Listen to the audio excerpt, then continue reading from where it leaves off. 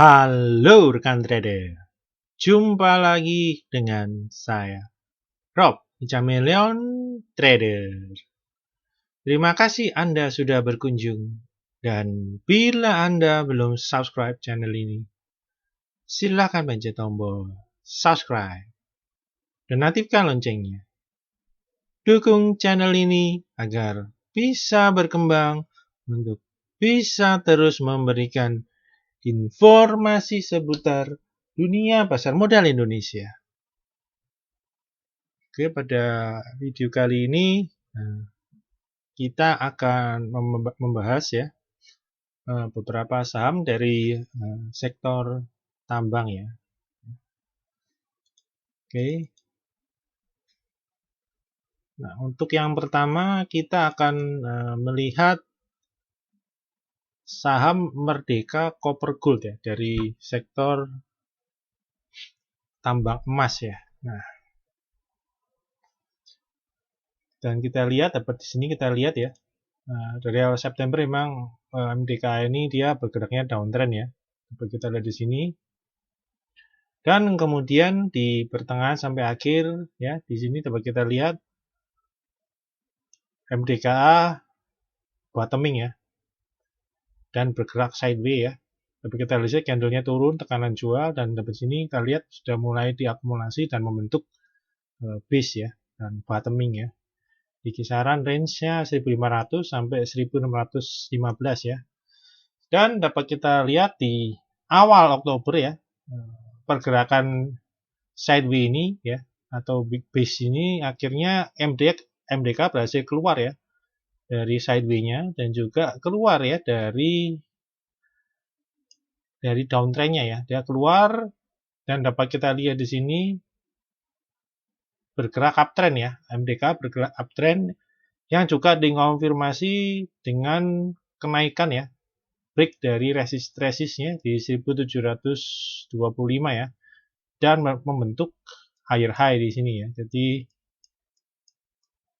konfirmasinya di sini ya, di mana uptrendnya akan confirm dan akan bergerak, potensi bergerak untuk lebih kuat ya. Untuk berikutnya mencapai resisten di 1830 ya. Dan juga dapat kita lihat sini uptrend ya, di sini dapat kita lihat selain membentuk higher high ya, mereka juga membentuk higher low ya.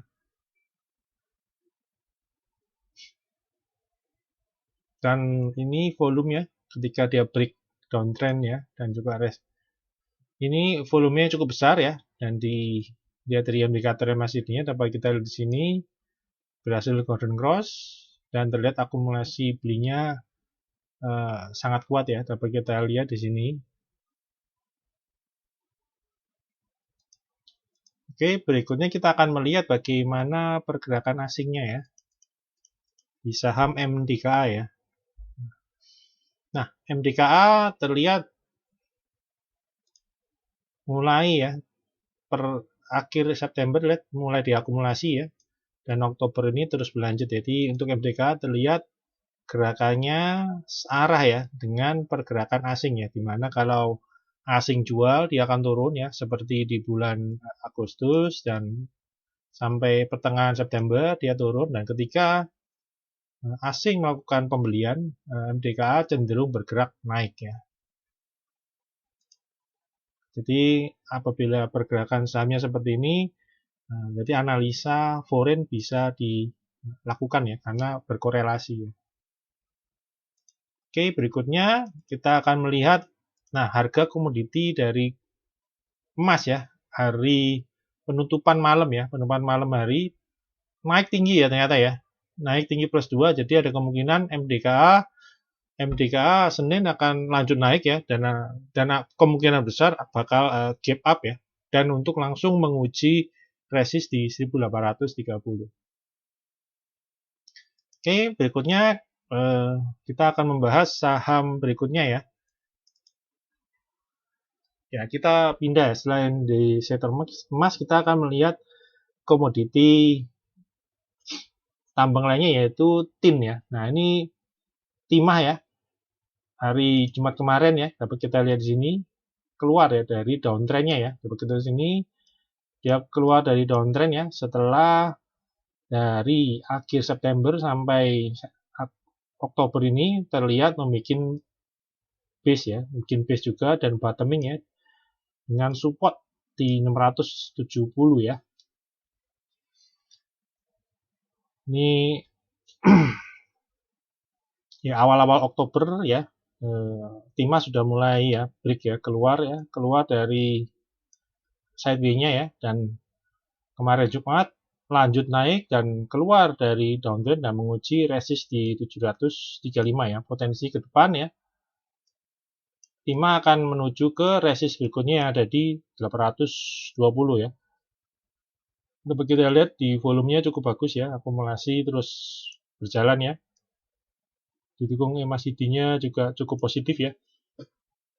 Di ke depan gerakan dari Tima akan cenderung positif ya, dan juga biasanya harga Tima ini sama ya dengan harga Antam biasanya ya. Nah, ini baru mencapai 735 ya, sedangkan Antam sudah di 765. Jadi Tima potensi mengejar kembali ya setelah sebelumnya Antam terlihat tertinggal. Nah, sekarang Antam meninggalkan tim ya. Tim besok berarti ada kemungkinan untuk juga naik ya, membalap menuju ke angka 775 sampai 780 ya. Nah, bagaimana pergerakan asingnya ya untuk tim ya.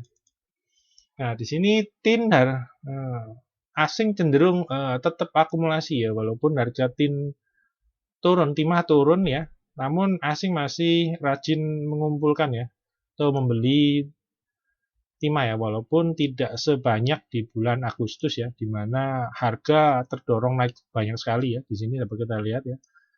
Nah, ini sempat ya asing keluar, walaupun tidak terus-menerus ya. Nah, ini sudah mulai terhenti lagi dan asing terus mengakumulasi saham timah, dan sekarang harga timah sudah mulai bangkit ya. Ini dapat kita lihat di chart ya, harga komoditinya. Nah, kita lihat di sini harga komoditi dari timah sudah hampir kembali ya ke dari tertingginya ya di bulan September di sini.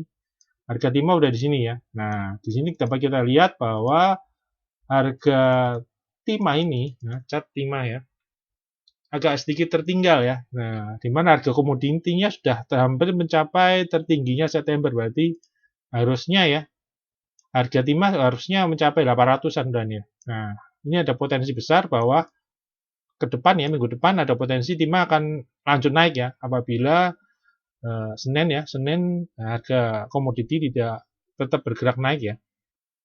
Ini chance dari timah untuk lanjut menuju ke 820 cukup besar ya, karena mengingat harga timahnya sendiri sudah hampir kembali ke tertinggi di awal September ya.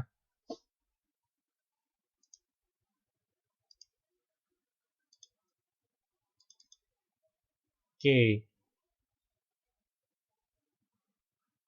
Kita akan lanjut kembali menuju ke saham lainnya ya. Nah, saham lainnya komoditi kita akan pindah ke nikel ya. Nah, ini untuk Antam emas bagian besar dia nikel ya, walaupun ada juga emas ya, walaupun tidak terlalu signifikan ya. Nah, sedangkan pergerakannya Antam sendiri lebih banyak dipengaruhi oleh timah ya. Nikel ya. Nah, dan harga nikel ya hari Jumat kemarin naik cukup tinggi ya, dari pagi sudah naik kisaran 2% ya. Semakin malam malah menjadi mendekati 4%. Jadi ini akan mendorong harga Antam dan Inco untuk Senin melanjutkan kenaikannya kembali ya. Nah, kita akan lihat chart dari Antam ya. Nah, Antam ya, Jumat kemarin dia berhasil break ya, double break ya. Itu double break. Yang pertama dia break dari downtrendnya, kedua dia juga break dari resistennya di 740, dan sekarang akan menuju ke resisten berikutnya di 780, dan besok ya Senin ada chance dia langsung akan menguji ya apabila berhasil tembus ya dengan naik dengan cukup bagus ya. Ini resistennya berikutnya sama ya dengan timah tadi ya 820, karena saham ini memang kadang-kadang dia harganya emang berdekatan ya. dan saling ganti-gantian naik turunnya ya. Kita lihat hari ini kenaikan Antam sangat bagus ya. Kita lihat di sini volumenya didukung volume ya. Jadi akumulasinya hari ini cukup bagus ya. Dan juga MACD-nya pun akhirnya golden cross ya. Nah, ke depan ya masih potensi besar untuk Antam untuk lanjut naik ya. Nah, bila bisa menembus 780 dan bertahan di atasnya ya, di atas 780, potensi dia akan lanjut naik ya menuju ke 820. Dan di sini untuk Antam ya, ini chartnya dia membentuk suatu pola ya. Ini polanya. Coba kita lihat di sini. Supportnya di 700 ya. Dan ini ada garis downtrend dan di polanya di sini adalah dia membentuk pola descending ya. Nah, di sini dia break ya. Dari downtrend ya. Dengan tujuan resistnya 780 dan 820. Nah, bagaimana pergerakan asing di Antam ya? Nah, untuk Antam di sini asing ya pada hari Jumat kemarin terlihat net buy ya, net buy walaupun tidak terlalu besar ya, hanya 1,1 miliar ya. Namun ini cukup perkembangan cukup bagus karena sebelumnya, tapi kita lihat di sini asing keluar terus ya, dan harganya dia tertekan terus ya. Nah, setelah asing melepas tekanan jualnya ya, dapat terlihat Antam akhirnya bisa break ya dari keluar dari downtrend channelnya dan resisten 740 ya. Oke, berarti harga nikelnya sudah kita lihat tadi ya bahwa harga nikelnya naik cukup tinggi ya, mendekati 4%. Nah, saham berikutnya kita akan melihat saham Vale Indonesia atau Inco ya. Nah, di chart di Inco dapat kita lihat di sini juga hampir sama ya, dia mengalami suatu pola. Nah, ini descending triangle juga ya, dan juga sudah break dari resistennya ya, yang ada di 3690. Nah, ini untuk Inco ya, ini hari Rabunya ini sempat turun dalam ya. Nah, di candle ini turun dalam karena ada aksi nego ya dari akuisisi PT Inalum ya, pembelian Inalum ya. Terhadap volumenya 3 hari ini cukup bagus ya, tapi kita lihat ya. Plus ditambah berhasil breakdown trend, tambah resisten. Jadi besok potensi lanjut naik ya untuk menutup gap ya yang ada di 3860 ya. Nah, di sini juga dapat kita lihat akumulasinya cukup bagus ya ini hari ini ya. Dan MACD-nya pun akan golden cross juga ya. Jadi pergerakan dari Inco cukup oke ya. Nah, bagaimana dengan pergerakan asingnya ya? Nah, untuk asingnya sendiri dapat kita lihat tidak seperti Antam ya. Antam hari kemarin dan meredah. Nah, untuk Inco dapat kita lihat di sini asingnya masih terus jualan cukup besar ya. Nah, dapat jualan cukup besar ya. Kemarin pun juga masih jualannya sangat besar ya. Nah, ini harus perhatikan ya. Ini terlihat memang lebih dari value faktor asing lebih oke Antam ya. Namun dalam segi pergerakan memang Antam lebih lamban ya daripada Inco ya. Nah, Inco lebih cepat gerakannya ya. Oke, saham berikutnya kita akan melihat saham yang terakhir ya, yang berpengaruh ya dengan harga nikel, yaitu kita akan melihat Central Omega Resource atau TKFT ya. Ini adalah small cap-nya, small cap di mining ya. Dan ini juga dapat kita lihat, ini DKFT pun sudah keluar di sini, keluar dari downtrend-nya ya. Dan juga resistnya ya, 105 dan sekarang sedang menuju atau menguji resisten berikutnya yang ada di 116 ya. Nah, pergerakannya cukup bagus ya ketika dia akan break ya downtrendnya dan resisten ini dapat kita lihat volumenya cukup bagus dan meningkat ya. Dan kemarin pun pergerakan dari DKFT cukup bagus ya, volumenya cukup bagus dan diiringi dengan MACD yang cukup positif ya, area positif dengan akumulasi beli yang semakin membesar ya. Ini ada potensi untuk terus lanjut ya mengikuti big cap di mining tambang ya. Nah, untuk asingnya biasanya untuk saham-saham kecil seperti ini biasanya asing tidak terlalu besar ya transaksinya ya. Nah, ini dapat kita lihat di sini asingnya hampir tidak ada ya, atau kecil sekali, jadi dia bisa diabaikan ya pergerakannya ya. Oke, berikutnya kita akan coba melihat bagaimana pergerakan IHSG kita ya.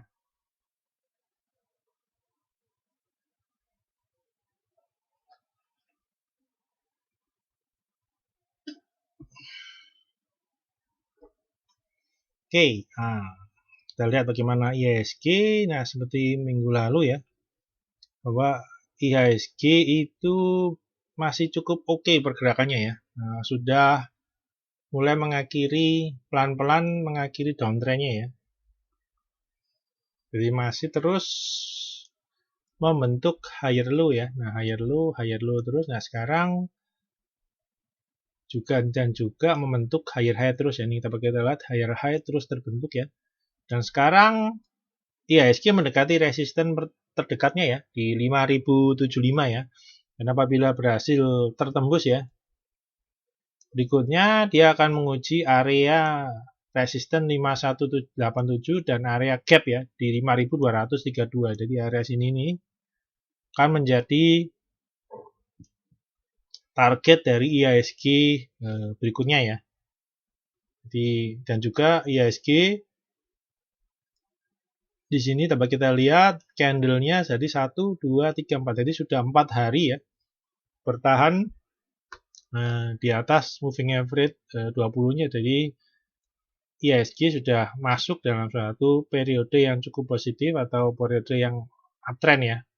Nah, kita akan tunggu apakah IHSG akan terus berlanjut naik ya.